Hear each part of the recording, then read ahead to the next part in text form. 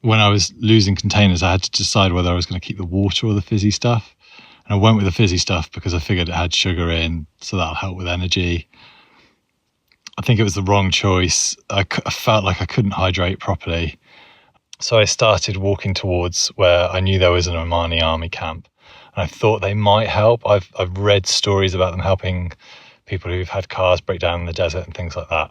And I met some guys in a van, a ute thing, pickup truck, coming the other way, and they were from the camp, and they'd said that I could go there and I would be able to get the water I wanted, and they'd feed me too, which was amazing. And then I got to the camp and they were very confused. They weren't very happy because I was walking towards the Saudi border, which was only 2 kilometres away, and they thought I was trying to go there, which I wasn't.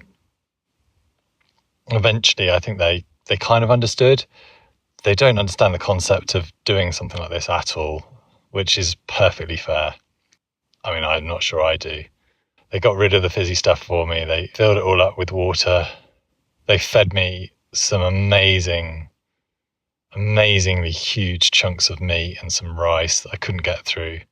They don't have cutlery, so I did my best with my fingers with that.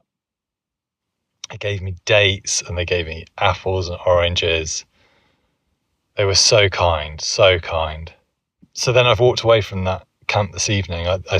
They let me stay outside the front of it in the shade until 6 o'clock this evening, and then I started walking. The rucksack's absolutely so heavy again. And because it's dark, I'm struggling a bit with navigation. So I've got a head torch. I can see a little bit in front of me. I can't see where the bigger dunes are though. I've got satellite images at some low resolution.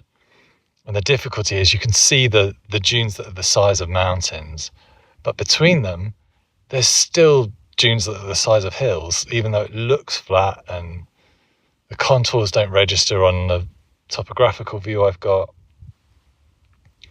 And it gets a bit sketchy in the dark because the dunes sometimes form craters between them. So like 10-meter deep holes with really steep sides. If I end up going down one of those, I'm not getting out with the kit. I might just have to bed down earlier tonight. But that means I'm not making the distance. And distance is absolutely critical. So I'm not sure what to do. I don't think I can keep going like this. I think it's pointless to keep going like this when I can't see the lay of the land. I'm going to have to get up early in the morning, crack on before the heat comes out, hit it as hard as I can.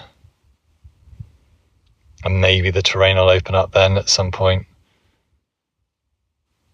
I know further up I'll get to tracks. It's just I'm not there yet. I'm 50 miles off that, I think. Slightly over 50 miles, in fact. So that's even if